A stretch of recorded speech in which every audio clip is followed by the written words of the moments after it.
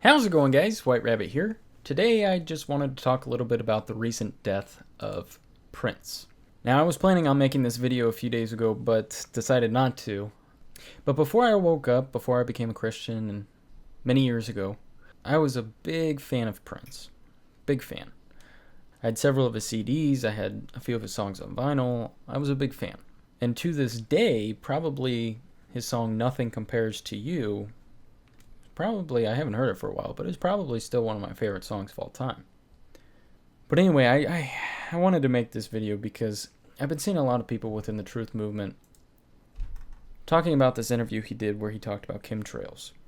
And it seems like a lot of people within the truth movement is trying to make it out to seem as though Prince is some kind of martyr, that he spoke out against the establishment and they've killed him. And so I wanted to go ahead and make this video and throw in my 2 cents here. If that's the belief that you hold, I respectfully disagree with you. Was he murdered? Was he sacrificed? I don't know. Maybe. It's a possibility. But is he a martyr? No. Absolutely not. Prince was every bit as screwed up and corrupt as anyone else at a high level in the entertainment industry. He is not someone who should be looked up to or admired. He was an extremely talented individual, but ultimately he was a slave to the establishment. What you have to understand about Prince is that in 2001, Prince became a Jehovah's Witness. That in itself says a lot about not only the beliefs he held up until his death, but also the beliefs leading up into him eventually becoming a Jehovah's Witness. The Jehovah's Witness religion is a cult. That's what it is. It has deep embedded esoteric beliefs, and it's a cult.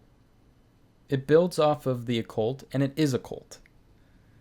And if you don't believe me, just look at some of his past and some of his recent. I mean, here's an album cover prominently displaying the three-eye symbolism and astrology and all this. And his backup band, up until his death, was Third Eye Girl.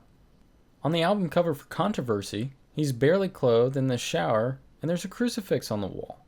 Earlier in his career, you can find this picture of him clearly dressed in women's clothing, not just the heels that he normally wore on stage, but a full-blown dress.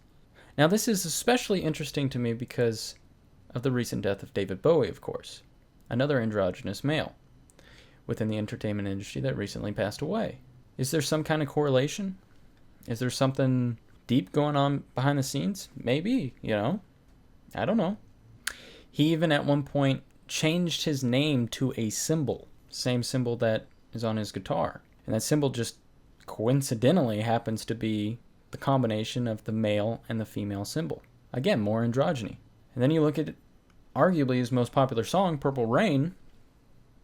And if you go to the Wikipedia on Purple Rain, you can find that in Prince's own words, what he said Purple Rain was talking about. And I quote, "When there's blood in the sky, red and blue equals purple. Purple rain pertains to the end of the world and being with the one you love and letting your faith/God guide you through the purple rain." Notice that the G in God is lowercase.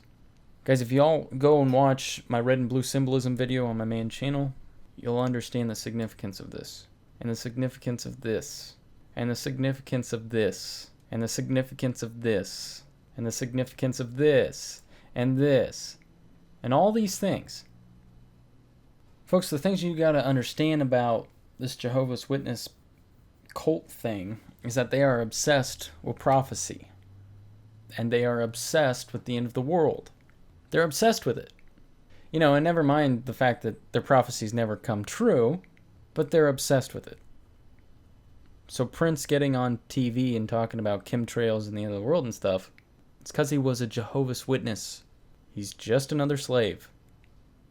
He's not a hero. He's not a martyr. He's just another victim to the New World Order establishment,